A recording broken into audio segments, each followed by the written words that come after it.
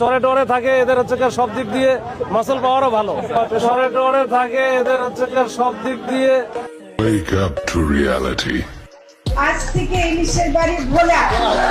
দেশের দক্ষিণাঞ্চলীয় দ্বীপ জেলা ভোলায় নতুন করে 6.5 লাখ কোটি টাকার উত্তোলনযোগ্য গ্যাসের সন্ধান মিলেছে। প্রায় প্রচারে প্রসার হলেও ভোলা জেলার মহিষ ও মহিষের দইয়ের প্রচারের প্রয়োজন হয় না। চোখ ধাঁধানো সবুজের সমারোহ আর শান্ত প্রকৃতির বুকে জেগে ওঠা এই স্থানটি পর্যটকদের কাছে দেশের অন্যতম আকর্ষণের কেন্দ্রবিন্দুতে পরিণত হয়েছে। কুইন আইল্যান্ড অফ বেঙ্গল নামে পরিচিত দেশের একমাত্র দ্বীপ জেলা ভোলার বিচ্ছিন্ন চর কুকরিমুকরি।